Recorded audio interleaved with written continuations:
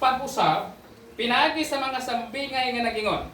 Ang gingharian sa langit sama sa usa ka hari nga naghimog kumbira sa kasal alang sa iyang anak nga lalaki. Take note.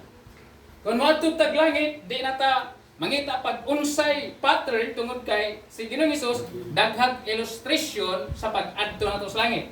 Verse 3. Og nagsugo sa iyang mga ulipon sa pagtawag sa mga dinapit sa kumbira sa kasal, apan na nagdumili sila sa pagtambong. Verse 4. O nagpaadto na usab siya uban pang mga ulipon nga iyang giingnan, ingna ang mga dinapit, tanawa, nahikay ko na ang akong kumbira, naihaw na ang akong mga baka, ug ang akong mga nati nga pinatambo, ug andam na ang tanan, busa pangadto na kamo sa kumbira. Kung atong basahon sa verse 5, apan ang mga dinapit wala lang manumbaling. Kaya pala nini, kaduha. Og niini, nang lakaw hinuon sila, usa paingon sa iyang uma, og ang usa paingon siyang patigayon, og samtang ang uban na nagdakop sa iyang mga ulipon, og ilang ginagmalan, og gipamatay sila. Verse 7. Og ang hari nasuko. Okay, sa mga po, di masuko, no? Og gipaadtuan niya sa iyang mga sundalo, og gipapatay ang maong mga mamumuno, og gipaksunog ang ilang syudad. Verse 8. Og siya mingon sa iyang mga ulipon, andam na ang kumbira sa kasal. Apan dili takos kadtong mga dinapit. Verse 9. Busa pangadto hinuon kamo sa kadalanan. O bisan kinsay inyong ihibala, dito dapita ninyo sila sa kumbira. Verse 10. Og ang mga ulipon miadto sa kadalanan, og ilang gitigom ang tanan nga ilang hibalag, mga dautan, og mga maayo, og ang kumbira sa kasal, napuno sa mga dinapit. Before na ko basahon ang verse 11, 12, 13 to unahan, ako hatagan ta mo description. Ang gingharian sa langit sama sa usa ka amahan nga naghimog kumbira sa kasal sa iyang anak. Unsay kahulugan? Ang amahan dinhi mao ang Dios. Og ang anak mao si Ginoong Hesus. Ang mga dinapit nga mibalibad sa una o sa ikaduhang higayon mao ang nasod nga Israel. Ang una nilang pagdumili ang mga panghitabo sa Old Testament o gipadala sa Dios ang Babylonia o gibihag sila. O ang ikaduha nga pagdapit nila nahitabo kini sa pag-abot ni Kristo. Gidawat ba nila si Kristo ingon nga personal manluwas? Wala. Kubag wala. O ang kaluwasan sa mga Hudyo kanus-an natapos kung magtuon tag 2,300 years. Gihatagan ang Hudyo og 490 years. Ang 70 kasimana nga propesya kanus-an natapos, brother Idil. 70 AD. Giyon sa man sa Dios ang Israel sa panahon sa 70 AD. Gisulong sa Roma pinagi ni Tito giyon sa ang Jerusalem.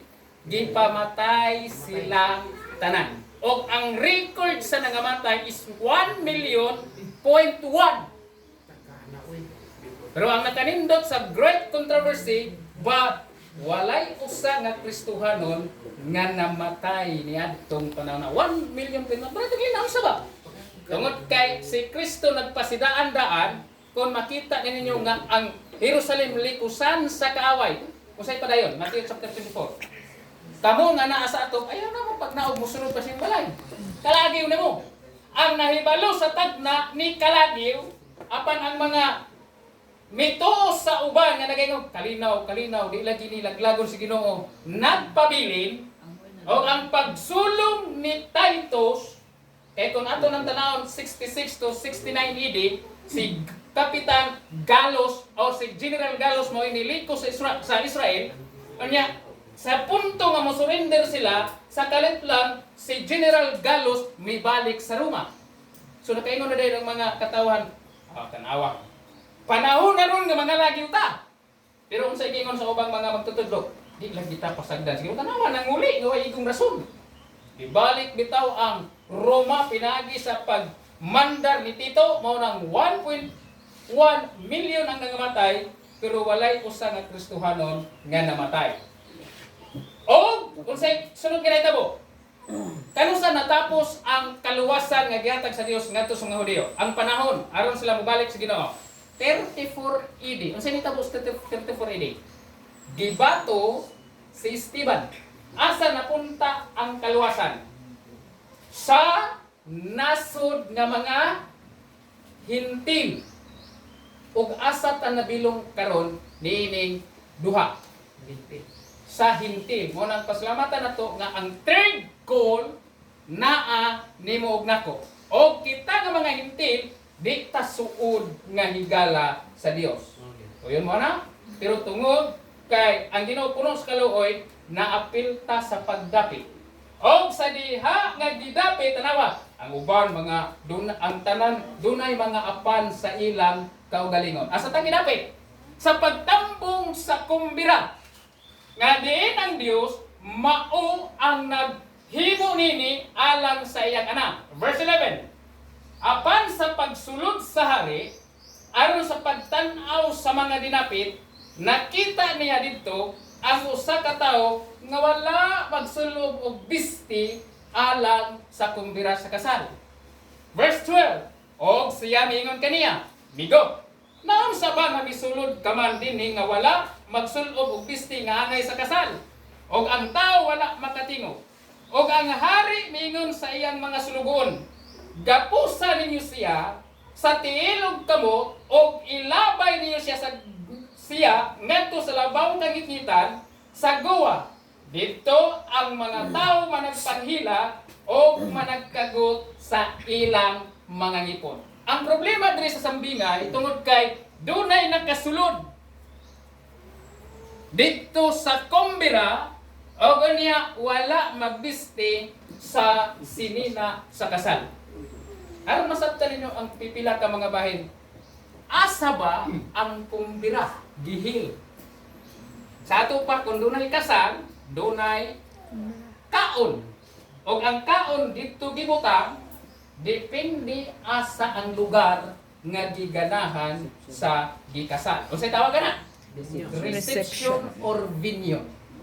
Ang problema, point number 1, tungod kay ang atong kahimtang karon sa kaminyoon, lahi sa balaan nga kasulatan. Munang, kung magtuon ta nini, mubalik ta, unsay celebration sa una, o sa celebration karon. Karon lahi. Tungod kay, ang sa una igsuon, apil na sa gitawag o kumbira ang pag-andam sa kaminyoon.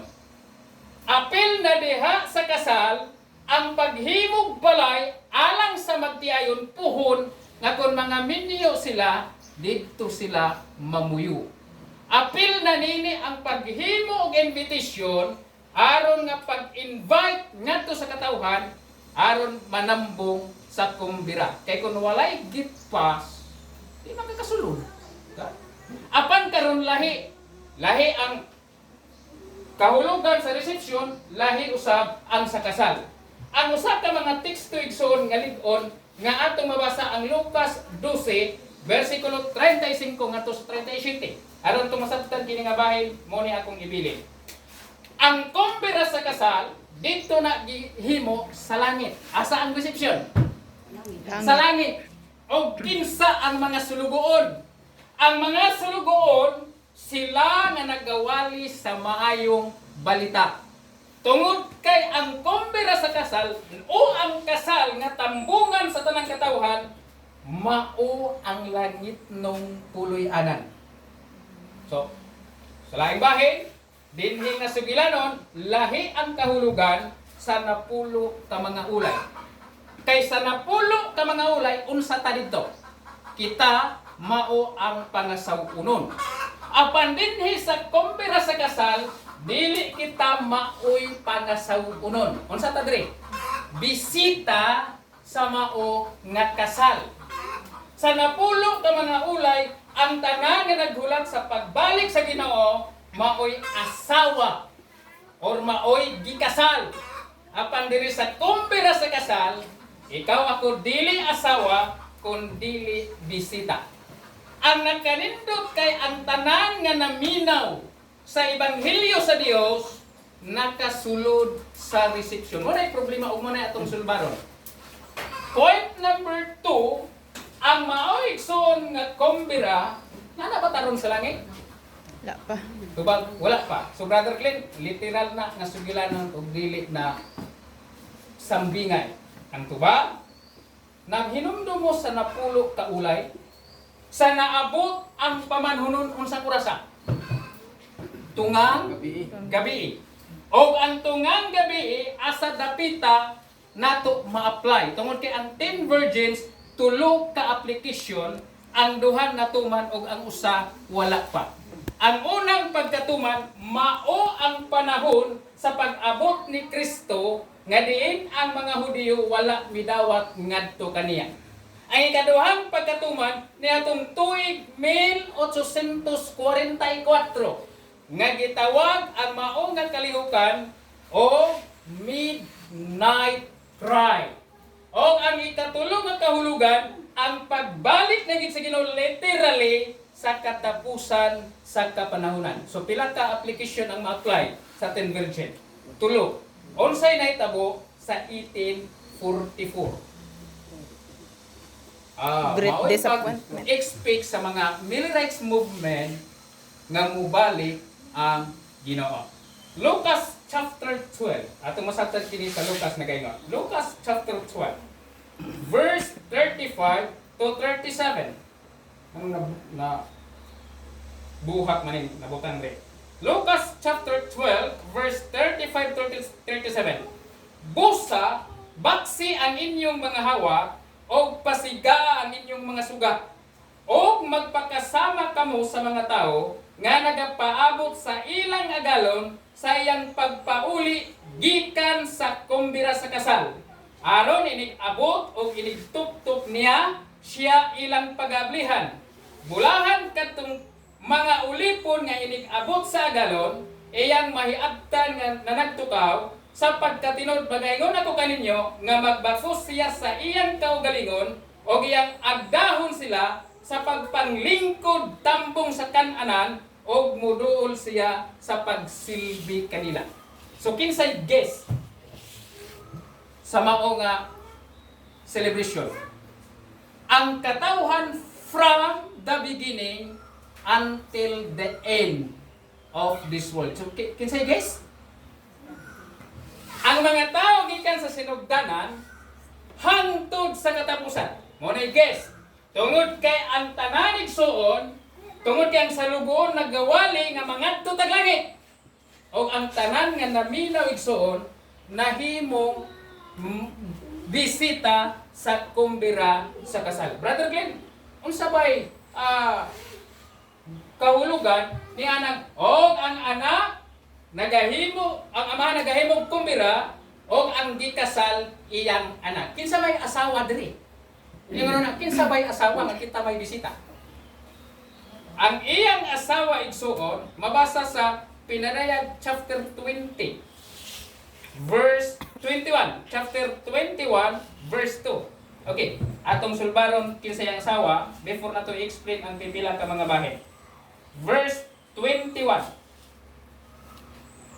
Og nakita ko ang balaang syudad, ang bag-ong Jerusalem, nga nanaog gikan sa langit, gikan sa Dios, gitagana maingon sa usa ka pangasawunon o gidayan-dayanan alang sa iyang pamanhunon. Kisay pamanhunon dre? Si Jesus. Kisay iyang asawa? The New Jerusalem or the Kingdom. Laing pamatuod. Atong mabasa sa Great Controversy, taas-taas ni siya nga abahin pero nagaingon sa dre. Great Controversy, kung doon na mo yung librong Great Controversy, page 426 and 427.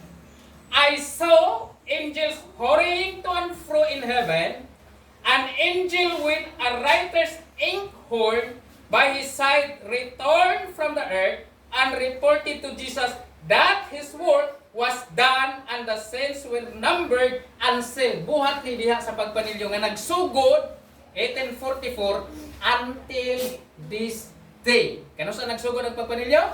1844. O niya na prayer. Then I saw Jesus who had been ministering before the ark containing the 10 commandments threw down the censer. He raised his hands and with a loud voice said, "It is done."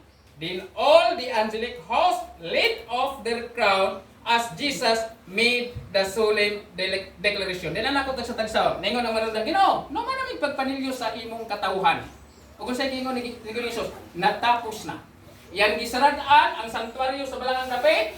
O unya ang usa ka tingog nga nagingon, he that is unjust, let him be unjust still. Siya nga dili matarong, magapabilin siya nga dili matarong. Ano sa ni? Clause of provision. And he which is filthy, siya nga mahugaw, let him be filthy still. And he that is righteous, let him be righteous still. And he that is holy, let him be holy still. Kano sa ang panahon nga mausab ta karon? Kay panahon nga mugawas si Kristo, di na kita mausab. Isang saon pa nato unahon na mag-usab. Then take note. The marriage represent the reception by Christ of His kingdom, the holy city. What ang kasal nagrepresentar kini sa reception ni Kristo sa iyang pagdawat, sa iyang gidawat, sa iyang gingharian. O mao ni nga na disappoint si William Miller kay nagtuo sila nga ni anang panahon na October 22, 1844, Sister Leah, mubalik na si Kristo. Pero writing St. White, kini nga panahon mo ipagdawat niya si gingharian sama sa kumbira sa kasal. So, unsay nitabo 1844? Nagminyo si Kristo or midawat si Kristo sa iyang asawa nga mao ang iyang gingharian. Daniel 7 verse 9 and 10. Nagaingon sa dire. Daniel 7 verse 9 and 10. Atong pwede naman tama last race. Nagaingon sa dire. Ako nagsudong hangtod nga ang mga trono gibutang o ang usa nga mao ang tigulang sa mga adlaw milingkod. Kinsa ang mga tigulang sa mga adlaw dire? Ang Dios. O kanya verse 10, ang sapa nga kalayo migula nga mibaha gikan siya nga tubangan, mga libo na nag-alagad kaniya og napulo kalibo na nagtindog siya nga tubangan, ang paghukom gisugdan og ang mga basahon gibuklan. Kinsay naglingkod sa trono aron nga nagbuklan sa basahon? Ang Dios. O kung sa'y bunuhaton ni Kristo niining panahon na, kano sa man bilingkod ang Dios sa iyang trono? After 1798. Tungod kay mo na pagkatapos sa gamay nga sungay. Then sa may gihimo ni Kristo, verse 13, nakita ko diha sa mga pananawon sa kagabion, og aniya karon may usa nga miabot uban sa mga panganod sa langit, nga usa nga sama sa anak sa tao. Kinsa ang anak sa tao? So 1844, si Kristo may pulig lingkod sa gilingkuran sa iyang amahan. Og sa writing St. White, mao kini ang kahulugan sa kumbira sa kasal. Because the marriage represent the reception by Christ of His kingdom, the holy city, the New Jerusalem, which is the capital and representative of His kingdom, is called the bride, the Lamb's wife. Say the angel to John, "Come hither, I will show you the bride, the Lamb's wife." Kinsay asawa sa Dios? Sa ni Kristo, ang bagong Jerusalem. O kinsay mamuyo sa bagong Jerusalem? Dili magsilbi nga ang reception walay sulod. O kinsay naa diha sa reception? Ang iyang mga bisita. Pero Brother Glenn, sa verse 11, naa na may nakasulod lagi dito. Point number 2. Sa Christ object lesson igsoon, si Kristo ingon nga balaan, divine, nakigminyo diha sa iyang katawhan, diha sa tao humanity, not in person. What? Nakigminyo siya, dili ingon nga actual, nga diin, kini nga kasal gihimo. Dagay padayon sa linduay, by faith, unsa kuno? By faith, we are guests in heaven. Nana ba taron dito sa langit? Asa ba inyong ngalan nasulat? Tungod kay wala ko'y oras nga expire. Asa ba inyong ngalan karon nasulat? Sa basahon sa kinabuhi. Brother Lim, nana ba ang among ngalan sa basahon sa kinabuhi? Galatians chapter 3, unsay gingon? Siya nga gibautismuhan, iyang gisulob si Kristo, ingon nga siya bag-ong tawo. Lucas 20 verse 10. Unsa nga? Ayaw ka mo pagkalipay nga mga yawa, mi patungan na kaninyo. Pagkalipay noon kamo kay ang inyong ngalan asa? Naa sa basahon sa asa ta karon? Si Kristo tuwa sa langit, di ba? Wala ba si Kristo sa yuta? Tubat na. Bisan si Kristo personally tuwa sa langit, pero si Kristo sa laing bahin, naa dinhi sa yuta. Motuo ba mo nga si Kristo nasulod ninyo? Nagatuktok ako, bisan kinsa nga mo ablay, musulod ako, o ako ipon diha kaniya. So, na ba si Kristo sa yuta? Na. Kita karon na sa yuta, wala pa ta sa langit. Ang tubag na, tungod kay ang atong mga ngalan, tuwa sa langit. So, kita karon ang bisita. Ang akong point, nganong ako nang gisay-isay aron makuha na to ang akong point. Unsay problema sa bisita? Unsay problema sa bisita? Wala. Ingon ang Dios, oy, ikaw ano man ka magsulok sa bisita para sa kasal? Wa siya nakatino. So unsay gihimo samahan? Gigapos o kunya gilabay ngadto sa guwa. So unsa bay kahulugan? Na hinumto mo sa wa pa makasala si Adan ug si Eva. Kung mobalik ta sa Ezekiel kapitulo 28 sa paglalang sa yawa nga ang ngalan niya Lucero sa verse 12 siya hingpit sa katahong sa kinadmanon og way makita nga lama diha kaniya. So sa tanan ang yawa perpekto og mao man usab ang iyang pagama sa tao nga mao si Adan ug si Eva. Pero naon sa ba ang yawa sa diha nga siya nagkasala? Ang kanilang panagguhay nga perfect na usab. Og naon sa ba si Adan ug si Eva sa diha nga sila nakasala? Nawala ang bisti kanila nga ilang gibisti sa wa pa sila makasala. Og mao nay buot sa Dios nga ibisti nimo ug nako.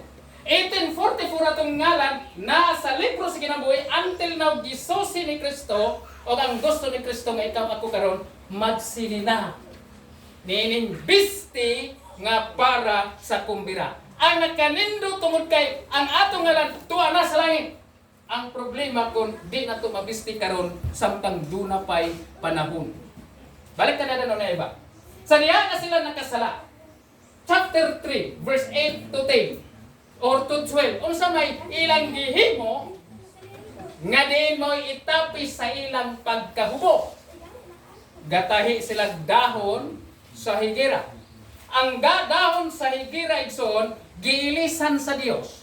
Verse 21 in chapter 3 og panit sa karnero. Unang nganong wa man namatay sa danog Eva sa diha nga sila nakasala. Tungod kay ang usa ka libo usa ka adlaw sa Ginoo. Kapag no, tungod kay sa diha nga si Adan ug si Eva nakasala, dunay laing gipatay nga puli sa ilang dapit og nagsimbolo kana ngadto ni Kristo. Mao ra gini reason. So ang iyang panit gihimong pisti sa Dios og gipapisti ni Adan og ni Eva. Then what is garments? Garments means in Isaiah chapter 64 verse 6 og ang among kaugalingon nga pagkamatarong sama sa trapo. Isay ganan mo suluot og bisting trapo. Bisag labhan. Suluot ka mo? Bagdili. Nga mahugaw. Di mo ganito mo suluot og limpyo, samot naghugaw. Sama sa dahon nga malaya. So unsa ang bisti nga gipuli ni Adan ug Eva? Ang ilang kaugalingon nga pagkamatarong. So ang gusto sa Dios nga sa tanan nga muadto sa kumbira ang ilang kaugalingon nga pagkamatarong ilisan. Rasong si Kristo na ingon, the garments represent our character. Taas nga wali akong imuong putlo na ko dinhi nga bahin. Igsuon ko ng atong kinaiya karon. Di mausab sa kinaiya para sa langit. Dili kita magkit-anay dito sa langit. O ang mao nga tambag atong mabasa sa lift him up 310. O nagaingon sa 3. The Lord Jesus on the Mount of Olives plainly state that the become iniquity should abound. The love of many should wax cold. It speaks of a class who have fallen from high state of spirituality. And then, let us utterances us, this came home with solemn searching power to our hearts. Where is the fervor, the devotion to God that corresponds to the greatness of the truth which we claim to believe? Asa man atong pagtuon ini kung ang atong kinaya dili mahimo nga kinaya dito sa langit. Nagay pa na yun. The love of the world, kung sa yung nga ang ilang kinaya dili mahimo nga makuha lang kinaya ni Kristo tungod kay sila nahigugma sa kalibutan. The love of the world. O diri ko sa ikaduha. The love of some darling sin. Nanay bagong sala? O ang sala gingan lag darling sin? O kini nga darling sin, o di ni mawala nimo og nako, sama kita sa usa ka sambingay sa kumbira, kadi gigapos tungod kay wala magsul-o sa bisti sa kasal. What is garments? Garments means akong musbot karakter. O kining darling sin nga dili mawala ngan hinato, mao ni hinungdan nga kita gapuson o gunya ilabay ngadto sa gawas. Kamo pahay di hatag og kahulugan, what is darling sin? Di ba? Kita karon Adventista, we are bearing the name of the Lord. Not only our family or our religion. After mo ni dawat sa Santos de Bautismo, we are bearing not only our family name. Nakuha niyo ang point? Dili lang atong gidala nga ngalan ang dungog sa atong pamilya o ang dungog sa atong reliyon. But we are bearing the name of Jesus Christ. Kisa nga atong gidala? Kang Kristo. Pero kung naani mong gitawag gihigugma nga sala, imo bang gibayaw ang ngalan sa Ginoo o imong gipakaulawan sa imong kaugalingon karon? And what is darling? Kanang nahibalutang sala, for example kami manginginom mangginmi o nakaagi po kog sigarilyo. Sultihan ta mo sawa kung wa mo nakaagi ay nalang mong sulay. Kay kami nga nakaagi sigarilyo naglisod mi control unsa unong pag-undang og sigarilyo. Naglisod mi control unsa mo pag-undang og inom. Kami nga ako nga hilig kog dahilayan naglusod kog control nga dili mo tambong og diskuhan or bisag basketball pero gapampers ang gadula or bayot og tumboy kay usahay maapektahan ang akong adlaw nga ipapahulay. Naginom ta og mga makadaot, nagkauntag makadaot, ay sabaw ra bitaw na. Unya, mao nay akong paborito, it is darling sin. Ako ninyo ang point? Nga nini nga ba nagapalay nagingon? Has when? What is when? Nga diin sila gilutas ang ilang kasing-kasing, the love of prayer and meditation. Kung nani mo ang pag-igugma sa kalibutan, o ang gitawag na to darling sin, ikaw imong gilutas imong kaugalingon diha sa pagampo o sa pagpamalandong. Kung nakahimo tagsala, nahimo tagsala, kung di mo taganan mo dawat og bahin. Di ba? So, imong gilutas mong kaugalingon. Nagapaningon, on sacred things, a formal round of religious services is keep up. Pero nagapadayon pa ni sila. Ha? Pero nagabuhat man sa dek, mas mayon nga muha kay dayag kaysa uban nga tinago. Di ba? Pero tinago man nagdayag. Ha? Sinabi ngon, Brother Glenn, kining ako ang pagkapalahinom, at least dayag ni. Kaysa inyuha nga tinago. Akong tubag mo rin gini. Igsoon, tinago man amo, manikamot mi nga kana, mawala na mo. kay in Ecclesiastes 12:14 dalon diha sa paghukom ang mga tinagong mga butang. O ikaw daya, at least kay ningon kag daya, may balong di ka nga maoray na.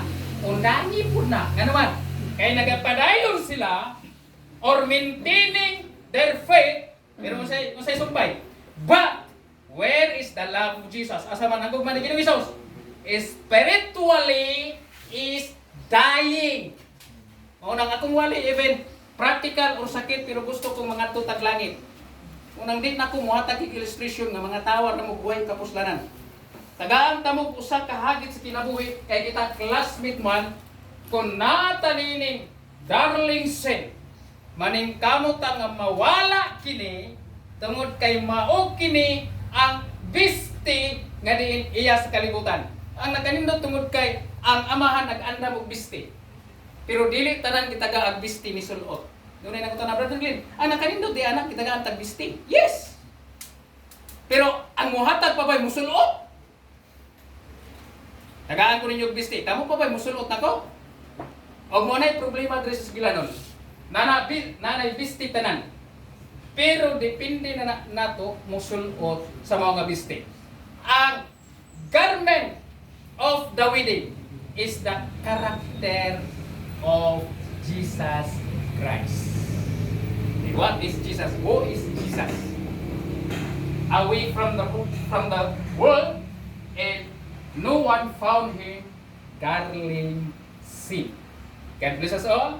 Happy Sabbath sa tanan. Amen.